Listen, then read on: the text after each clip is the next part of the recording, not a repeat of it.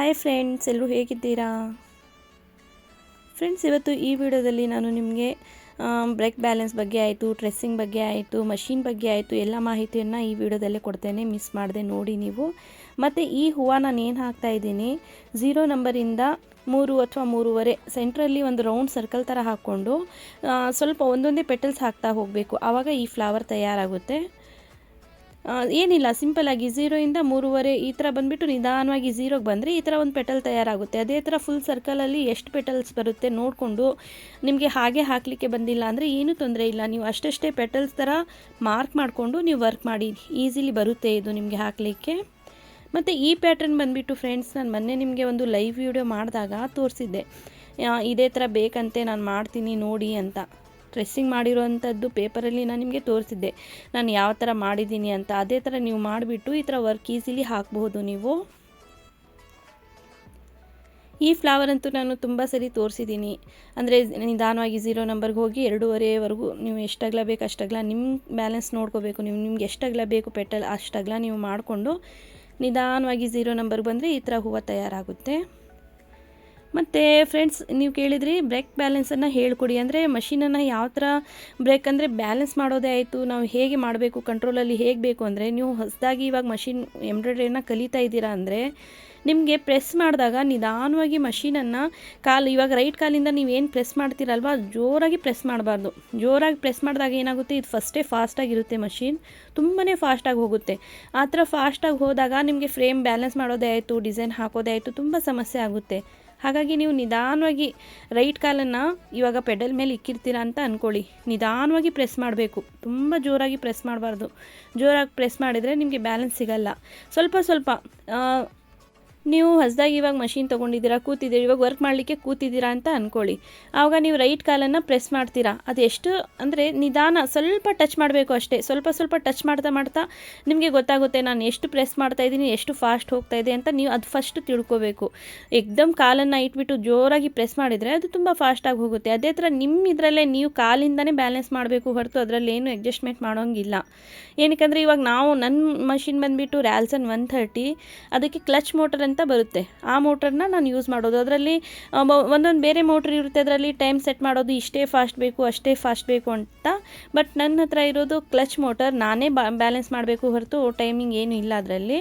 ಅಂದರೆ ನಿಧಾನವಾಗಿ ಕಾಲನ್ನು ಪ್ರೆಸ್ ಮಾಡಿದ್ರೆ ಬ್ರೇಕ್ ಬ್ಯಾಲೆನ್ಸ್ ತಾನಾಗೆ ಕಲಿಬಹುದು. ಮತ್ತು ಅಕ್ಷತಾ ಅನ್ನೋರು ನೀವು ಕೇಳಿದ್ರಲ್ಲ, ಥ್ರೆಡ್ ಪದೇ ಕಟ್ ಆಗ್ತಾ ಇದೆ, ಹೊಸ ಮಷಿನ್ ತೊಗೊಂಡಿದ್ದೀನಿ ಅಂತ. ನೋಡಿ ಅಮ್ಮ, ಅದು ಇವಾಗ ಹೊಸ ಮಷಿನ್ ತೊಗೊಂಡಿದ್ದೀರಾ ನೀವು, ಹೊಸ ಮಷೀನಲ್ಲಿ ಸ್ವಲ್ಪ ಅಡ್ಜಸ್ಟ್ಮೆಂಟ್ ಮಾಡೋದಿರುತ್ತೆ. ಅಂದರೆ ಸೆಟ್ಟಿಂಗ್ಸ್ ಸ್ವಲ್ಪ ಹೆಚ್ಚು ಕಡಿಮೆ ಇರುತ್ತೆ. ಏನಕ್ಕೆ ಅದು ಹೊಸದಿರುತ್ತೆ, ಯೂಸ್ ಮಾಡಿರಲ್ಲ, ಸ್ವಲ್ಪ ತೊಂದರೆ ಆಗುತ್ತೆ. ಅದಕ್ಕಿಂತ ಬೆಟರ್ ನೀವು ಸ್ವಲ್ಪ ಮಷಿನ್ ಶಾಪಲ್ಲಿ ರಿಪೇರಿ ಮಾಡೋ ಜಾಗದಲ್ಲಿ ಒಂದು 200 ರೂಪಾಯಿ ಕೊಟ್ಟರೆ ನಿಮಗೆ ಟೋಟಲಾಗಿ ಸೆಟ್ಟಿಂಗ್ಸ್ ಮಾಡಿಕೊಡ್ತಾರೆ ಅವರು. ಇಲ್ಲಾಂದರೆ ಎಲ್ಲಿ ಮಷಿನ್ ತೊಗೊಂಡಿದ್ದೀರಾ ಅವ್ರಿಗೆ ಹೇಳಿ, ಅವರೇ ಸರಿಯಾಗಿ ಶಟಲಲ್ಲಿ ಪ್ರಾಬ್ಲಮ್ ಇರುತ್ತೆ, ಟೈಮರ್ ಹೆಚ್ಚು ಕಡಿಮೆ ಇರುತ್ತೆ. ನಾನು ಮಷಿನ್ ತೊಗೊಂಡಾಗ ಅದೇ ಸೇಮ್ ಪ್ರಾಬ್ಲಮ್ ಇತ್ತು. ಏನಿಲ್ಲ, ಹೊಸ ಮಷಿನ್ ನೋಡಿದರೆ ದಾರ ಏನಕ್ಕೆ ಕಟ್ಟಾಗುತ್ತೆ ಅಂತ ಮತ್ತೆ ನಾನು ಶಾಪ್ ತೊಗೊಂಡು ಹೋಗಿ ಅಲ್ಲಿ ಟೈಮರನ್ನು ಅಡ್ಜಸ್ಟ್ ಮಾಡ್ಕೊಂಡು ಬಂದಿದ್ದೆ. ಶಟಲಲ್ಲಿ ಏನು ಟೈಮರ್ ಇರುತ್ತಲ್ವ, ಕೆಳಗಡೆಯಿಂದ ಮೇಲ್ಗಡೆಯಿಂದ ದಾರ ತಗೊಳುತ್ತಲ್ವ ನೀಡಲ್, ಅಲ್ಲಿ ಸ್ವಲ್ಪ ಹೆಚ್ಚು ಕಡಿಮೆ ಇರುತ್ತೆ. ಅದು ಅವ್ರು ಸರಿ ಮಾಡಿಕೊಡ್ತಾರೆ. ಅಲ್ಲಿ ಸ್ವಲ್ಪ ವಿಚಾರಿಸಿ ನೀವು ಸರಿ ಮಾಡಿಸ್ಕೊಳ್ಳಿ. ಮತ್ತು ಫ್ರೆಂಡ್ಸ್, ನೀವು ಡ್ರೆಸ್ಸಿಂಗ್ ಅಂತ ಕೇಳಿದ್ರಿ, ನಾನು ತುಂಬಾ 3-4 ವೀಡಿಯೋಸ್ ನಾನು ಡ್ರೆಸ್ಸಿಂಗ್ದು ತೋರಿಸಿದ್ದೇನೆ ನಿಮಗೆ. ಆದರೂ ಈ ವಿಡಿಯೋದಲ್ಲಿ ನಿಮಗೆ ಅದ್ರ ಬಗ್ಗೆ ಮಾಹಿತಿ ಕೊಡ್ತೇನೆ. ನೀವು ಯಾವುದಾದ್ರೂ ಒಂದು ಹೂವನ ಅಥವಾ ಏನೇ ಒಂದು ಡಿಸೈನನ್ನು ಪೇಪರಲ್ಲಿ ತಯಾರಿಸ್ಕೊಂಡಿರ್ತೀರ, ಅದು ಬಟ್ಟೆ ಮೇಲೆ ಒಂದು ವೈಟೇ ಆಗಲಿ, ಬ್ಲೂ ಕಾರ್ಬನ್ನೇ ಆಗಿರಲಿ, ಅದನ್ನು ಕಾರ್ಬನನ್ನು ಇಟ್ಟು ಆ ಡಿಸೈನನ್ನು, ಆ ಪೇಪರ್ ಏನು ಡಿಸೈನ್ ತೆಗೆದಿರ್ತೀರಲ್ಲ ಅದು ಇಟ್ಬಿಟ್ಟು ಅದಕ್ಕೆ ತೀಡಬೇಕು. ಅಷ್ಟು ತೀಡಿದರೆ ಸಾಕು, ಆ ಡಿಸೈನ್ ತಯಾರಾಗುತ್ತೆ ನಿಮಗೆ. ಆದರೂ ನಾನು ಡಿಸ್ಕ್ರಿಪ್ಷನಲ್ಲಿ ತುಂಬಾ ಎಷ್ಟು ಡ್ರೆಸ್ಸಿಂಗ್ ಮತ್ತು ಮಾರ್ಕಿಂಗ್ ಬಗ್ಗೆ ಏನು ವೀಡಿಯೋ ಮಾಡಿದ್ದೀನಲ್ಲ, ಎಲ್ಲ ವೀಡಿಯೋನ ಹಾಕ್ತೇನೆ. ಅಲ್ಲಿ ಸ್ವಲ್ಪ ನೋಡಿ ನೀವು ನೋಡ್ಕೋಬೋದು, ಅಂದರೆ ಸರ್ಚ್ ಮಾಡಿ ನೀವು. ಮತ್ತು ಫ್ರೆಂಡ್ಸ್, ಈ ಹೂವದಲ್ಲಿ ನಾನು ಚುಕ್ಕೆ ಹಾಕ್ತಾ ಇರೋದು 1.5 ನಂಬರ್ ಅಲ್ಲ, 1 ನಂಬರ್, ಬರೀ 1 ನಂಬರಿಂದ ಇಷ್ಟು ಚಿಕ್ಕದಾಗಿರೋಂಥ ಚುಕ್ಕೆನ ಹಾಕ್ತಾ ಇದ್ದೇನೆ. ಫುಲ್ ಈ ಥರ ಚುಕ್ಕೆ ಹಾಕಿ ನೀವು ಒಂದೊಂದು ನಂಬರಲ್ಲಿ ಬಂದುಬಿಟ್ಟು ಅವು ಇದು ಯೂನಿಕಾಗಿ ಚೆನ್ನಾಗಿ ಕಾಣಿಸುತ್ತೆ.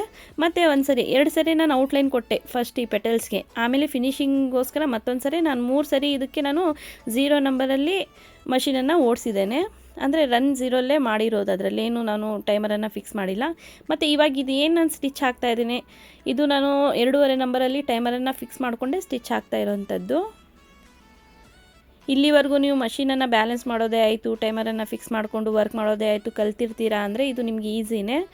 ಆರಾಮಾಗಿ ನೀವು 2.5 ನಂಬರಲ್ಲಿ ಟೈಮರನ್ನು ಫಿಕ್ಸ್ ಮಾಡಿಕೊಂಡು ಈ ಥರ ಸ್ಟಿಚ್ ಹಾಕಿ ಔಟ್ಲೈನ್ ಏನು ಕೊಡ್ತಾ ಇದ್ದೀನಿ ನಾನು. ಮತ್ತು ಫ್ರೆಂಡ್ಸ್, ನಾನು ಏನೇ ವೀಡಿಯೋ ಹಾಕ್ತೀನಿ ಪೂರ್ತಿ ವೀಡಿಯೋನ ನೋಡಿ, ನಾನು ಡಿಸೈನ್ ತೋರಿಸೋ ಜೊತೆನೂ ನಿಮಗೆ ಹೇಳ್ತೇನೆ ಏನೇನು ಟ್ರಿಕ್ಸ್ ಇದೆ, ಏನೇನು ಫಾಲೋ ಮಾಡಬೇಕು ಎಲ್ಲವನ್ನೂ ಹೇಳ್ತೇನೆ. ಆದರೆ ಆ ಥರ ನೀವು ಕೇಳಿ ಅದ್ರ ಮೇಲೆ ಪಾಲಿಸಿದ್ರೆ, ಅಂದರೆ ನಾನು ಹೇಳೋ ಒಂದು ಟ್ರಿಕ್ಕನ್ನು ನೀವು ಫಾಲೋ ಮಾಡಿದರೆ ಈಸಿಲಿ ನೀವು ಎಂಬ್ರಾಯ್ಡ್ರಿ ಹಾಕೋದನ್ನು ಕಲಿತೀರಾ, ಬೇಗನೆ ಕಲಿತೀರಾ.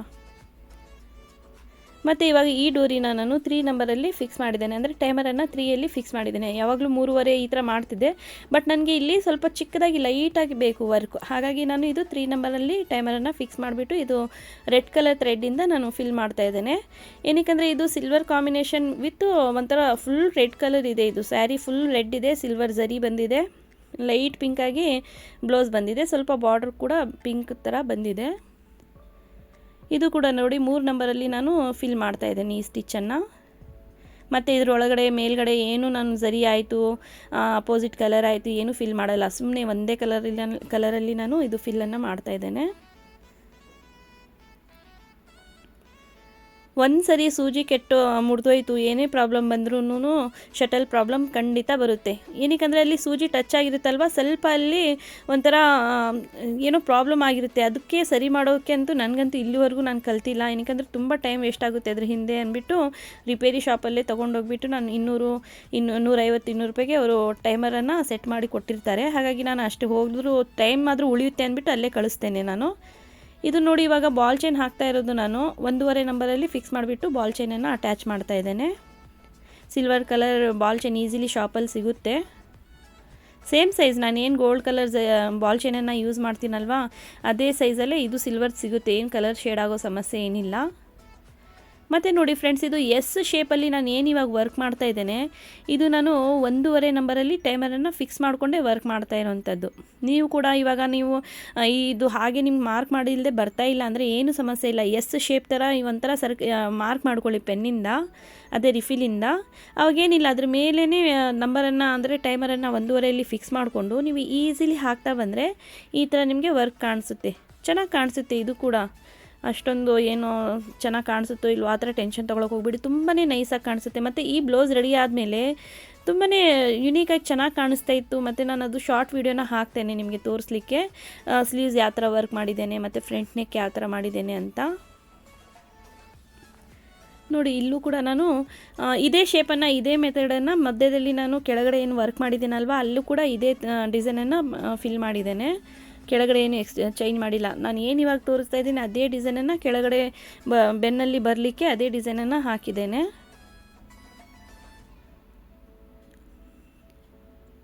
ಡೈಲಿ ಪ್ರಾಕ್ಟೀಸ್ ಮಾಡ್ತಾಯಿದ್ರೆ ನೀವು ಬೇಗನೆ ಕಲಿತೀರಾ, ಟೆನ್ಷನ್ ಮಾತ್ರ ತೊಗೊಳಕ್ಕೆ ಹೋಗಬೇಡಿ. ಮತ್ತು ಇದು ನೋಡಿ ಫ್ರೆಂಡ್ಸ್, ಇವಾಗ ನಾನು ಏನು ಹಾಕ್ತಾ ಇದ್ದೇನೆ ಇದು ಕೂಡ ನಾನು 1 ನಂಬರಲ್ಲಿ ಟೈಮರನ್ನು ಫಿಕ್ಸ್ ಮಾಡಿದ್ದೇನೆ.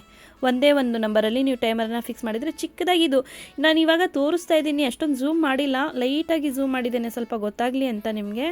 ಇದು ಎಷ್ಟು ಚಿಕ್ಕದಾಗಿದೆ ಅಂದರೆ ಇವಾಗ ಇದ್ರ ಪಕ್ಕ ನಾನು ಏನು ಪೆಟಲ್ಸ್ ಹಾಕ್ತೀನಲ್ವ ಅದು 1/4 ಇಂಚು ಇಲ್ಲ, 1/4 ಇಂಚಲ್ಲಿ 3 ಬಂದಿದೆ ಅಂತ ಅಂದ್ಕೊಳ್ಳಿ ನೀವು, ಪೆಟಲ್ಸ್ ಥರ ಹಾಕ್ತಾ ಇರೋದನ್ನು, ಅಷ್ಟು ಚಿಕ್ಕದಾಗಿದೆ ಇದು.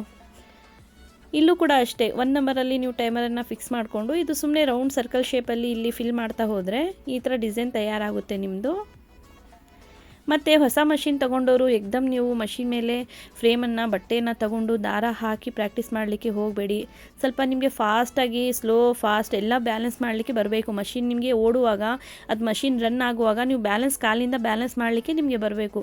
ಅಲ್ಲಿವರೆಗೂ ಫ್ರೇಮ್ ತೊಗೊಂಡು ಬಟ್ಟೆ ತೊಗೊಂಡು ದಾರ ತೊಗೊಂಡು ಏನು ವರ್ಕ್ ಮಾಡಲಿಕ್ಕೆ ಹೋಗಬೇಡಿ ನೀವು. ಮತ್ತು ನೋಡಿ ಫ್ರೆಂಡ್ಸ್, ಇದು ಇವಾಗ ಹಾಕ್ತಾ ಇರೋಂಥ ಪೆಟಲ್ಸ್ ನಾನು ತುಂಬ ಚಿಕ್ಕದಾಗಿದೆ. ಎಷ್ಟು ಚಿಕ್ಕದಾಗಿದೆ ಅಂದರೆ ಒಂದು 1/4 ಇಂಚು ಇಲ್ಲ, ಅದು 3 ಸೇರಿದ್ರು 1/4 ಇಂಚ್ ಆಗುತ್ತೆ ಅಷ್ಟೇ. ಅಂದರೆ ಲೈಟಾಗಿ ಸುಮ್ಮನೆ ಅದು ಸ್ವಲ್ಪ ಆ ಶೇಪಲ್ಲಿ ಬರಲಿ ಆ ಡಿಸೈನ್ ಅಂದ್ಬಿಟ್ಟು ನಾನು ಆ ಥರ ಚಿಕ್ಕದಾಗಿರೋಂಥ ಹಾಕ್ತಾಯಿದ್ದೇನೆ. ಅಂದರೆ ಒಂದು ಗೆರೆಯನ್ನು ಅಂದ್ಕೊಳ್ಳಿ, ಗೆರೆ ಅಷ್ಟು ಅಂದರೆ ಲೈಟಾಗಿ ಒಂದು ನೋಡ್ತಾ ಇರ್ಬೋದು ನೀವು ಎಷ್ಟು ಓಡ್ತಾ ಇದೆ ಸ್ಟಿಚ್, ಎಷ್ಟು ಬೀಳ್ತಾ ಇದೆ, ಎಷ್ಟು ಉದ್ದ ಬರ್ತಾ ಇದೆ ಅಂತ. 1/4 ಇಂಚು ಇಲ್ಲ, ಅದು 1/4 ಇಂಚಿಗೆ ಒಂದೊಂದು ಪೆಟಲ್ಸ್ ಹಾಕ್ತಿದ್ದೆ ನಾನು ಈ ಥರ ಹಾಕೋ ಸ್ವಲ್ಪ ಲೈಟಾಗಿ. ಬಟ್ ಅದಕ್ಕಿಂತ ಚಿಕ್ಕದಾಗಿದೆ. ನಾನು ಟೇಪಿಂದ ಮೆಜರ್ ಮಾಡಿ ನಿಮಗೆ ಬೇಕಾದರೆ ಫೋಟೋ ಕೂಡ ಹಾಕ್ತೇನೆ.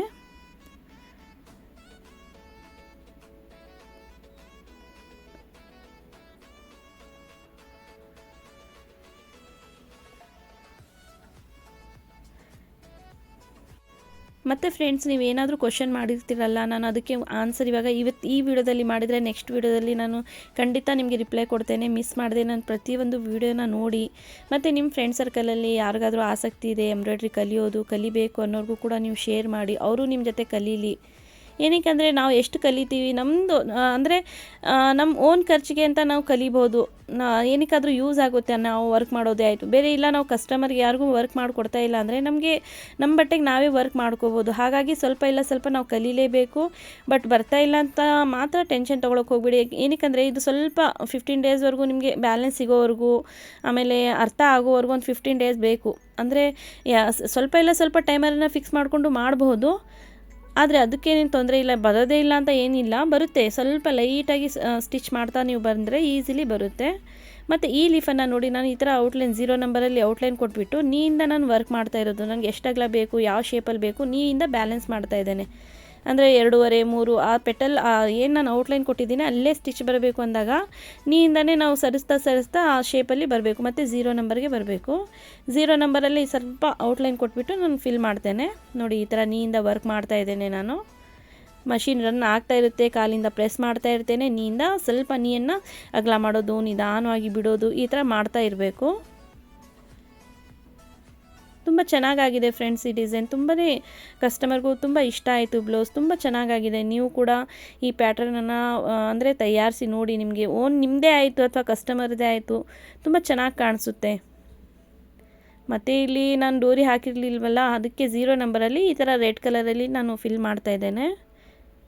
ಮತ್ತು ಈ ಲೀಫನ್ನು ಔಟ್ಲೈನ್ ಝರಿಯಿಂದ ಕೊಡ್ತಾ ಇದ್ದೀನಿ ನಾನು. ಝರಿಯಿಂದ ಕೊಟ್ಟಾದಮೇಲೆ ಸೆಂಟ್ರಲ್ಲಿ ನಾನು ಬೀಡ್ಸನ್ನು ಹಾಕ್ತೇನೆ. ಸೂಜಿಯಿಂದನಾದರೂ ಆಯಿತು ಅಥವಾ ನೀವು ಕುರೇಶದಿಂದನಾದರೂ ಆರಿ ವರ್ಕ್ ಮಾಡ್ಬೋದು. ಬಟ್ ನಾನು ನಿಮಗೆ ಕುರೇಶ ಅಂತ ಏನು ಹಾಕ್ತೀವಿ ನಾವು ಕುರೇಶದಿಂದ, ಅದಂತೂ ಈಸಿಲಿ ನೀವು ನೋಡಿರ್ತೀರ. ಆರಿ ವರ್ಕ್ ಆರಿ ಕ್ಲಾಸಲ್ಲಿ ತೋರಿಸಿರ್ತಾರೆ. ಬಟ್ ನಾನು ನಿಮಗೆ ನೀಟಾಗಿ ಸಿಂಪಲಾಗಿ ಸೂಜಿಯಿಂದ ಯಾವ ಥರ ಹಾಕಬೇಕು, ಯಾವ ಥರ ಹಾಕಿದರೆ ಯಾವ ಥರ ಕಾಣಿಸುತ್ತೆ ಅಂತ ಆ ವಿಡಿಯೋನ ಶೇರ್ ಮಾಡ್ತೇನೆ ನಿಮಗೆ ನಾನು. ಅಂದರೆ ಈ ಪೆಟಲ್ಸಲ್ಲಿ ಯಾವ ಥರ ನಾನು ಬೀಡ್ಸನ್ನು ಹಾಕಿದ್ದೇನೆ ಅದು ಕೂಡ ನಾನು ನಿಮಗೆ ಒಂದು 2-3 ಡೇಸಲ್ಲಿ ನಾನು ಶೇರ್ ಮಾಡ್ತೀನಿ ಆ ವಿಡಿಯೋನ. ಮಿಸ್ ಮಾಡದೆ ನೋಡಿ ನೀವು. ಏನಕ್ಕೆ ನೀಡಲಿಂದ ಹಾಕಿದ್ರೂ ಸೇಮ್ ಆರಿ ವರ್ಕಲ್ಲಿ ಯಾವ ಥರ ಫಿಲ್ ಮಾಡಿರ್ತಾರಲ್ವ ಬೀಡ್ಸ್, ಅದೇ ಥರ ಬರುತ್ತೆ. ಆ ಮೆಥಡನ್ನು ನಿಮ್ಮ ಜೊತೆ ನಾನು ಶೇರ್ ಮಾಡ್ತೇನೆ. ಶೇರ್ ಮಾಡಿ ಅನ್ನೋರು ಆಯಿತು. ಮತ್ತು ಫ್ರೆಂಡ್ಸ್, ನಿಮ್ಗೆ ಇನ್ನೊಂದು ಕ್ವಶನ್ ನಾನು ಕೇಳೋದೇನೆಂದರೆ, ನಿಮಗೆ ಫ್ರಂಟ್ ನೆಕ್ ಅಷ್ಟೇ ತೋರಿಸ್ಲಾ ಅಥವಾ ನಾನು ಯಾವುದೇ ವರ್ಕ್ ಮಾಡಲಿ back neck, front neck, sleeves ಎಲ್ಲ ತೋರಿಸ್ಬೇಕಾ, ಅಥವಾ ಇಲ್ಲ ಒಂದೇ ನೆಕ್ ಬ್ಯಾಕ್ ಆಯಿತು ಫ್ರಂಟ್ ಆಯಿತು ಒಂದೇ ತೋರಿಸು ಅಂದರೆ ಒಂದೇ ತೋರಿಸ್ತೇನೆ. ಅಂದರೆ ಆ ಡಿಸೈನನ್ನು ಹೇಗೆ ಹಾಕಬೇಕು ಅಂತ ಅಷ್ಟೇ ತೋರಿಸ್ತೇನೆ. ಏನಕ್ಕೆ ನಾನು ಫ್ರಂಟು ಬ್ಯಾಕು ಸ್ಲೀವ್ಸ್ ಎಲ್ಲ ತೋರಿಸ್ತೇನೆ. ನಿಮಗೆ ಯಾವ ಥರ ಬೇಕು ನೀವು ಹೇಳಿದರೆ ನಾನು ಅದೇ ಥರ ನಿಮ್ಮನ್ನು ವೀಡಿಯೋಸ್ ಏನೇ ಇರುತ್ತಲ್ವ ಅದು ಶೇರ್ ಮಾಡ್ತೇನೆ ಫ್ರೆಂಡ್ಸ್. ನೀವು ಹೇಳಿ. ಏನಕ್ಕೆ ನನಗೆ ಫುಲ್ 3 ವೀಡಿಯೋಸ್ ಆದರೂ ಒಬ್ಬೊಬ್ಬರಿಗೆ ಅದೇ ಡಿಸೈನ್ ಬಿಡು, ಏನು ಸ್ಪೆಷಲ್ ಇಲ್ಲ, ಈ ಥರ ಒಬ್ಬೊಬ್ಬರಿಗೆ ಥಿಂಕ್ ಆಗುತ್ತೆ. ಬಟ್ ನಿಮ್ಮ ಅನಿಸಿಕೆ ಪ್ರಕಾರ ನಾನು ವೀಡಿಯೋಸನ್ನು ಹಾಕ್ತೇನೆ. ಅಂದರೆ ನಿಮಗೆ ಯಾವ ಥರ ಬೇಕು, ಫ್ರಂಟ್ ನೆಕ್ ಬೇಕಾ ಅಥವಾ ಬ್ಯಾಕ್ ನೆಕ್ ಬೇಕಾ ಅಷ್ಟು ಹೇಳಿದರೆ ನಾನು ಅದೇ ಥರ ವೀಡಿಯೋಸ್ನ ಹಾಕ್ತಾ ಬರ್ತೇನೆ. ಮತ್ತು ಇನ್ನೊಂದು ವೀಡಿಯೋನ ಮಾಡ್ತೇನೆ. ಅದರಲ್ಲಿ ಬರೀ ಲೀಫನ್ನು ಯಾವ ಥರ ಹಾಕಬೇಕು ಅನ್ನೋದು ತೋರಿಸ್ತೇನೆ. ಮತ್ತು ಅದೇ ವೀಡಿಯೋದಲ್ಲಿ ನಾನು ಬೀಡ್ಸನ್ನು ಯಾವ ಥರ ಫಿಲ್ ಮಾಡಬೇಕು ಸೂಜಿಯಿಂದ ಈಸಿಲಿ ಅಂತ ಅದು ಕೂಡ ತೋರಿಸ್ತೇನೆ. ಮಿಸ್ ಮಾಡದೆ ಆ ವಿಡಿಯೋ ಕೂಡ ನೋಡಿ ನೀವು. ಮತ್ತು ಈ ಜಾಗದಲ್ಲಿ ನಾನು 1.5 ಅಥವಾ 2 ನಂಬರಲ್ಲಿ ನಾನು ನೀಯಿಂದನೇ ವರ್ಕ್ ಮಾಡ್ತಾ ಇರೋದು. ಇದು ನಿಮಗೆ ಇದು ನೀಯಿಂದ ಬಂದಿಲ್ಲ ಅಂದರೆ 2 ಅಥವಾ 1.5 ನಂಬರಲ್ಲಿ ನೀವು ಟೈಮರನ್ನು ಫಿಕ್ಸ್ ಮಾಡಿಕೊಂಡು ಈ ಥರ ಫಿಲ್ ಮಾಡ್ಬೋದು. ಮತ್ತು ಸೆಂಟ್ರಲ್ಲಿ ಏನು ಸ್ವಲ್ಪ ಜಾಗ ಬಿಟ್ಟಿದ್ದೀನಲ್ವ ಅಲ್ಲಿ ನಾನು 0 ನಂಬರಿಂದ ರೆಡ್ ಕಲರನ್ನು ಫಿಲ್ ಮಾಡ್ತೇನೆ. ಆ್ಯಸ್ ಇಟ್ ಈಸ್ ಅದೇ ಥರ ಬೇಕು ಅಂತ ಕೇಳಿದ್ದಕ್ಕೆ ನಾನು ಸುಮ್ಮನೆ ಆ ಥರ ಫಿಲ್ ಮಾಡಿದ್ದೇನೆ. ಮತ್ತು ಇದಾದ ನಂತರ ಎಲ್ಲ ಬೀಡ್ಸನ್ನು ಹಾಕಿ ಸೆಂಟ್ರಲ್ಲೂ ಕೂಡ ಬೀಡ್ಸನ್ನು ಹಾಕಿದ್ದೇನೆ.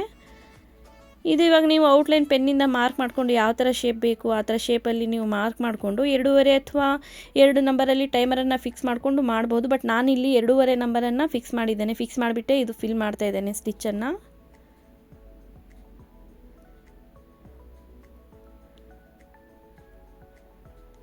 ಸೇಮ್ ಇವಾಗ ಯಾವ ಥರ ನಾನು ಇಷ್ಟು ವರ್ಕ್ ತೋರಿಸಿದ್ದೀನಲ್ವ ಫ್ರೆಂಡ್ಸ್, ಅದೇ ಥರ ನಾನು ಕೆಳಗಡೆ ಕೂಡ ಅದೇ ಥರ ಸೇಮ್ ವರ್ಕ್ ಮಾಡಿರೋದು. ಮತ್ತು ಈ ವರ್ಕ್ ಮಾಡಲಿಕ್ಕೆ ನಾನು 14 ನಂಬರ್ ಫ್ರೇಮನ್ನು ತೊಗೊಂಡಿದ್ದೇನೆ. ಏನಕ್ಕೆ ನನಗೆ ಸ್ವಲ್ಪ ಇದು ಬ್ಯಾಕಲ್ಲಿ ಬೋಟ್ ನೆಕ್ ಬಂದಿದೆ ಅಲ್ವಾ, ಹಾಗಾಗಿ ನನಗೆ 14 ನಂಬರ್ ಫ್ರೇಮೇ ಬೇಕಾಗಿತ್ತು.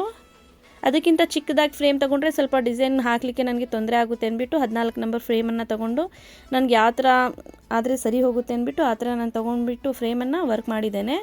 ಮತ್ತು ಅದೇ ಕಲರಲ್ಲಿ ನಾನು ಯಾವ ಹೂವು ಹಾಕಿದ್ರಲ್ವ ಅದರಲ್ಲೇ ನಾನು ಈ ಥರ ಚುಕ್ಕೆ ಎಲ್ಲಿ ಗ್ಯಾಪ್ ಇದೆ ನೋಡಿ ಇಲ್ಲಿ ಈ ಜಾಗದಲ್ಲಿ, ಅಲ್ಲಿ ಸ್ವಲ್ಪ 2 ನಂಬರಲ್ಲಿ ಅಂದ್ಕೊಳ್ಳಿ, 2 ನಂಬರ್ ಅಷ್ಟಾಗಲ ಚುಕ್ಕೆ ಹಾಕಿದ್ದೇನೆ ಇಲ್ಲಿ.